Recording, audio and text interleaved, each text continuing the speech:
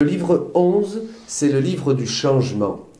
Dans les écrits de Louisa, du livre 1 au livre 10, j'aime beaucoup cette expression d'un frère, il m'a dit, c'est devenir un miroir de Jésus, frère des États-Unis, devenir un miroir de Jésus, et c'est tout, le premier, c'est tout ce qu'a vécu Louisa, ses épousailles, les bases, la découverte, l'appel de Jésus. Donc ça, c'est le livre 1, c'est un livre de chevet. Oui, là j'allais te couper pour bien préciser que s'il y a un livre à voir, effectivement, c'est le livre 11 qu'on va méditer ensemble, mais le livre 1 donne, je dirais, les bases, les piliers vraiment de la vie spirituelle, la vie chrétienne. On retrouve ces piliers-là dans la tradition spirituelle, mais là on a vraiment les premiers piliers, c'est-à-dire la mortification, le renoncement, le don de soi, la purification du cœur, l'abandon, la prière. Il y a un très beau passage sur la prière. Et pour rentrer vraiment dans la vie intime de Jésus. Le livre 1 reste, comme tu l'as dit, un livre de chevet, un livre fondamental à garder et à lire, à relire, à souligner. Voilà. Et alors dans les livres qui suivent, bien sûr, Jésus va révéler des choses qui sont incontournables. Tout est incontournable dans la divine volonté, dans les écrits, puisque les écrits sont vraiment des vérités qui nous transforment.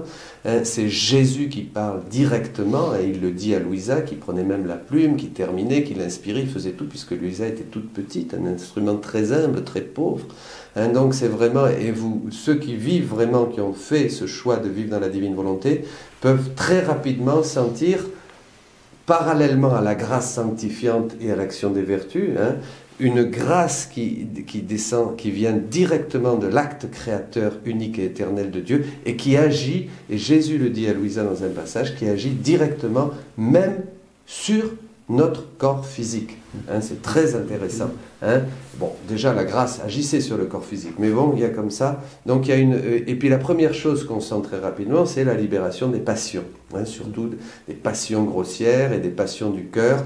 Une paix s'installe, une force intérieure. C'est ce que disait saint Thomas, que justement la grâce ne détruit pas, ne n'enlève pas notre propre nature. Ce n'est pas une mutation. Mais au contraire, elle est anoblie, embellie, on est soi-même, on va le voir là dans quelques instants, en prenant le tempérament propre de Jésus. C'est intéressant ce que tu dis, c'est exactement ça. La grâce ne détruit pas la nature, mais dans la divine volonté, là, comme il ne s'agit plus, il s'agit de la grâce, mais c'est pas la grâce, c'est vraiment l'action créatrice de Dieu qui vient nous faire un échange de nature. Oui. C'est-à-dire, on prend la nature de Dieu. C'est un échange de tempérament. Un échange de tempérament, et on va voir justement que c'est un échange, que c'est recevoir les attributs de Dieu qui viennent, dans leur ensemble, être opérants en nous et régnant en nous. Mais on va arriver à ça. Alors, on va commencer donc, aujourd'hui, on verra pas. Alors, le livre 11, c'est le livre du changement. C'est un livre difficile pour ceux qui ne connaissent pas la divine volonté, mais pour ceux qui essayent, s'efforcent de la vivre, c'est vraiment le livre clé, parce qu'il va récapituler tout un tas de choses fondamentales que nous verrons jusqu'au livre 36. Et c'est le livre, donc, je vous disais, du changement, et il y a encore quelque chose que je voulais dire, c'est un livre qui nécessite que nous soyons, qui a besoin d'être médité. Souvent, on va trop vite. On lit rapidement, c'est beau, on est séduit esthétiquement, on sent que la grâce agit, à travers que l'action de Dieu, de la divine volonté vient en nous, nous propose de vivre en nous, mais on va trop vite. Donc il faut prendre le temps de méditer, parce que souvent, chaque phrase est importante. Là, je dirais, il faut lire ce livre, j'allais dire, comme on lit la parole de Dieu, c'est-à-dire toujours trois choses. Il y a une première lecture qui nous donne le sens général, une deuxième où on va, je dirais physiquement, ça veut dire qu'on va souligner un mot, une phrase, et là on rentre déjà dans quelque chose de plus profond. Et le troisième niveau, mais tout ça se fait automatiquement, le troisième niveau, c'est on mémorise. C'est-à-dire on lit la phrase passe par l'intelligence, par le cœur, et là on commence à être inspiré et à comprendre le sens des mots, le sens de la phrase, le sens que Jésus veut donner. Oui, tout à fait, tout à fait. Alors, on va commencer, nous n'allons pas lire tous les passages, puisqu'on va vers le livre 11, après le 12, le 13, mais là on doit être avec vous, avec le livre 11 pendant pas mal de temps. Et bien sûr, certains passages seront sautés. On ira sur les passages essentiels. Voilà, donc nous allons nous retrouver maintenant voilà, au 18 février 1912. 18 février 1912. L'âme qui vit de la vie de Jésus peut dire que sa vie a pris fin. C'est le titre. Je me trouvais dans mon état habituel. Jésus vint et me dit : Ma fille, tout ce que tu m'offres, même un seul soupir, je le reçois comme un gage d'amour, et je te donne en retour mes gages d'amour. Ainsi ton âme peut dire : Je vis des gages que me donne mon bien-aimé. On peut juste dire qu'il ne s'agit pas d'offrir de grandes choses, vous voyez, un clignement des yeux, un soupir, marcher dans la rue, puisque c'est Dieu qui nous permet de faire tous ces mouvements, tous ces actes, même les plus simples, comme se brosser les dents, on peut tout de suite lui faire un gage d'amour et en lui disant j'unis mon amour et je te rends grâce et je t'aime. En fait, j'unis l'acte. Le gage, des fois, c'est trompeur. Oui. On peut dire gage, c'est tout de suite on imagine qu'on est sur une situation. En fait, on unit, je le fais, c'est Jésus qui le fait. Je marche, c'est Jésus qui parle. Vous nous écoutez, je parle, c'est Jésus qui parle. Même voilà. Même si c'est étonnant, même si c'est paradoxal de dire ça.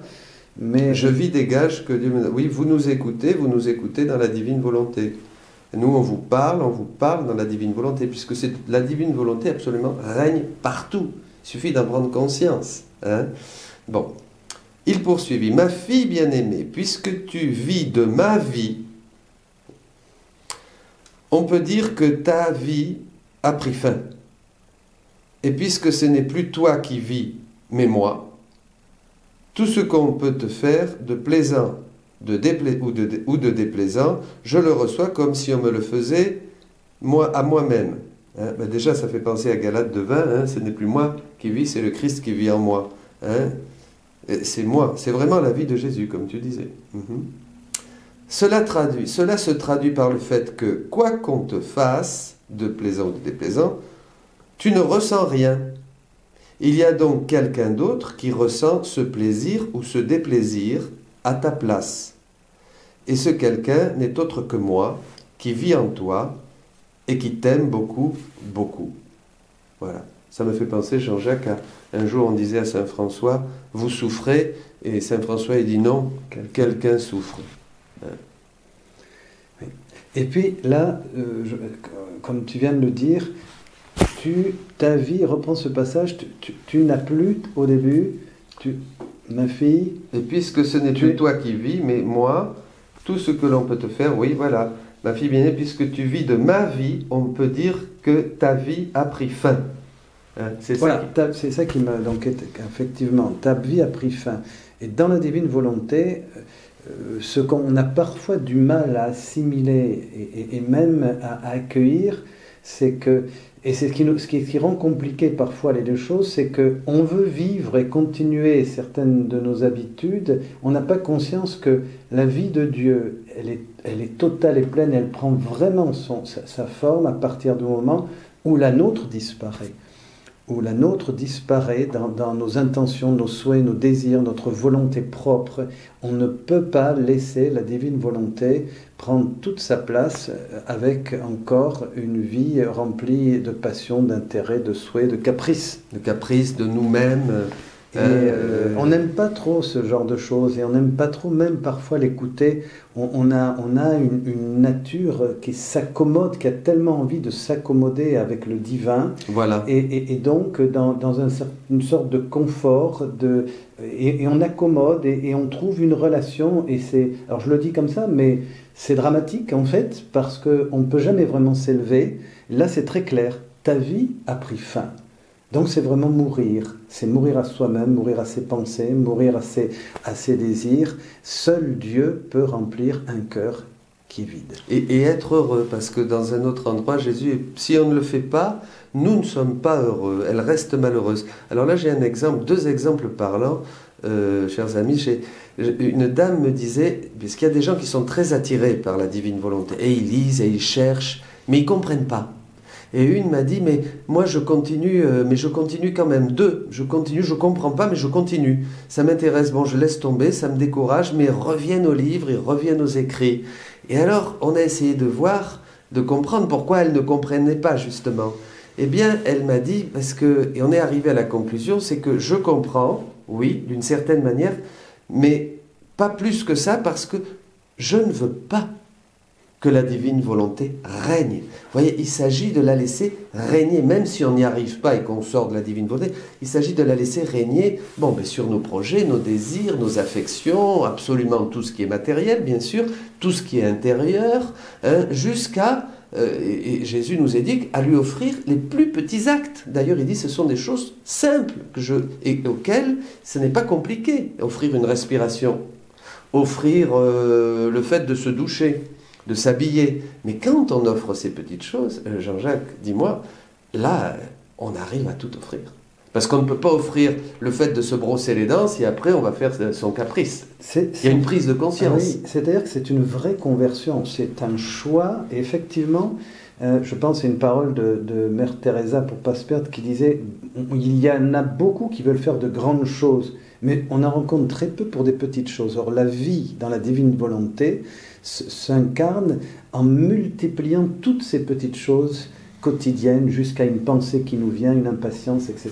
Mais je voudrais reprendre ce que tu disais. Oui, une manière positive aussi par rapport à l'exemple que tu disais. On ne comprend pas tout, c'est vrai. Alors effectivement, parce que c'est comprendre, c'est prendre avec soi la divine volonté. Alors effectivement, il y a la volonté, je ne veux pas, comme tu dis. Oui. Et d'une manière positive aussi, je dirais, c'est tellement dense, tellement riche, puisque ça vient de Dieu, que la compréhension, l'intelligence, elle grandit, elle mûrit. Et donc, parfois on peut être déçu, tiens, parce que moi j'entends des gens qui me disent, mais oui, là, je n'ai pas tout compris. Mais il ne faut pas abandonner la lecture, parce qu'une semence est donnée, la compréhension, on ne l'a pas immédiatement, elle s'enrichit, je peux revenir sur un sujet, sur un chapitre, le livre 11, ça nous est arrivé, on a repris les chapitres, et on s'aperçoit qu'effectivement, quelque chose est donné de nouveau. Mais de toute manière, c'est vrai qu'il ne faut jamais abandonner la lecture d'une manière positive. Abandonner, même au début, quand on nous en parle, moi je peux donner, mes amis, pour vous consoler, mon témoignage, j'ai quand même résisté 3 ans. J'avais un ami prêtre américain qui nous parlait, et me parlait de la divine volonté. Je crois que toi aussi tu as un témoignage comme ça. Et j'en voulais pas. Je trouvais ça... non. Vous voyez, donc il y a une grâce jusqu'à ce que mon père spirituel, un frère Carme, m'a partagé. Alors là, j'ai été surpris quand il est venu me voir et me dit, tu sais, alors j'ai pris comme un signe du Seigneur. Mais c'est ce que disait là, il s'agit de comprendre, c'est-à-dire de prendre avec soi. Il ne s'agit pas d'une compréhension intellectuelle, c'est vraiment donner vie et liberté à la divine volonté pour qu'elle devienne opérante et agissante en nous.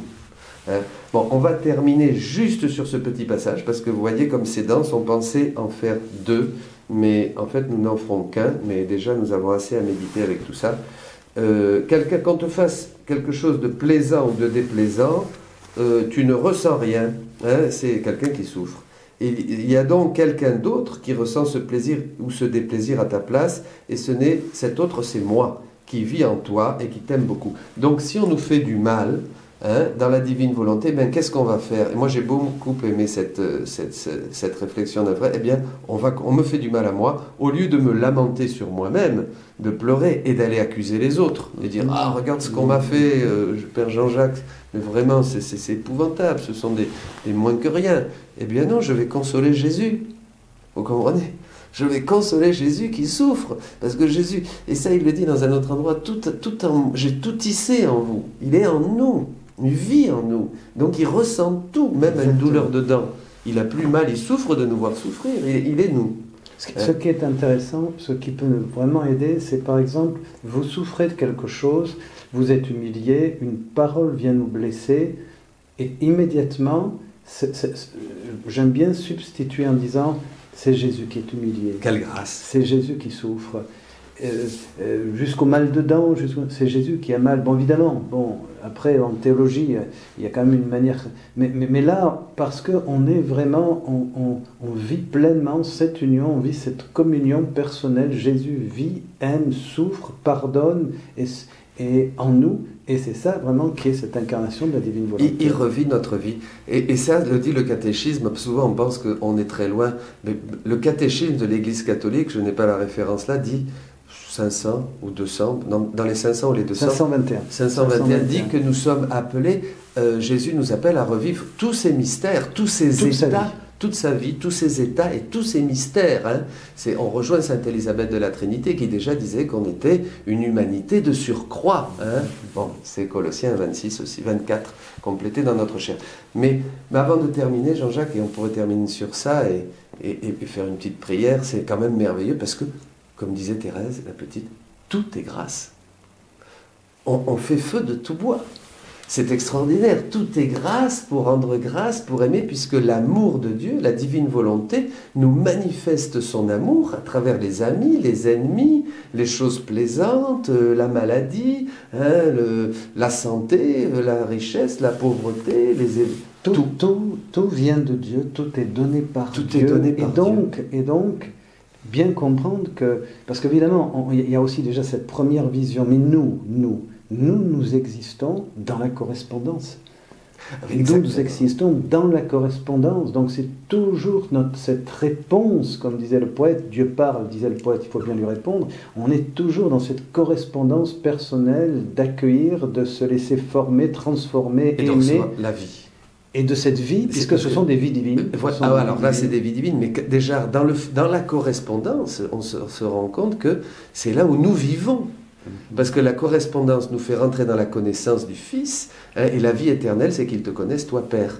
Et on rentre dans la connaissance du Fils, plus que dans l'imitation, dans une identification hein, que nous propose la divine volonté, qui devient en nous œuvrante, transformante, agissante. Ouais, bon, mais quelle bénédiction. C'est l'action de grâce. C'est pour ça que on continue. On continuera. Mais pour dire hein, le sommet de la prière de Jésus, c'est rendre gloire au Père. Glorifier le Père. Glorifier le Père. Hein, puisque Jésus glorifie le Père, hein, il expie et il amène les âmes à lui, à Dieu, à son Père. Donc, dans la divine volonté, ce que nous faisons, nous rendons gloire au Père. Toute notre vie associée à la divine volonté rend grâce au Père. Grâce à l'humanité de Jésus. Parce que c'est vraiment la banque, comme dit dans un autre endroit Jésus. C'est dans cette humanité, eh bien, mettons-nous dans cette humanité de Jésus, tous ensemble, là, et plongeons, prenons ses mains, ses yeux, sa bouche, son cœur, hein, une fusion totale. Et puis avec vous, maintenant, dans cette prière, notre Père. Et en incluant tout ce que chacun Tout ce que chacun. Hein, les moments bons, heureux, les moments difficiles, les préoccupations que vous auriez, que nous pouvons avoir, quelque chose qui, dans cette prière, on veut vraiment tout présenter, tout inclure, tout vivre, unis en communion avec Jésus. En début de cette année. Et ensemble, notre Père qui es aux cieux, que ton nom soit sanctifié, que ton règne vienne, que ta volonté soit faite sur la terre comme au ciel. Donne-nous aujourd'hui notre pain de ce jour, pardonne-nous nos offenses, comme nous pardonnons aussi à ceux qui nous ont offensés. Ne nous laisse pas entrer en tentation, mais délivre-nous du mal. Car c'est à toi qu'appartiennent le règne, la puissance et la gloire pour les siècles des siècles. Amen. Que la bénédiction de Dieu soit sur nous, au nom du Père, du Fils et du Saint-Esprit. Encore une sainte année à tous remplie de l'amour de Dieu. Amen.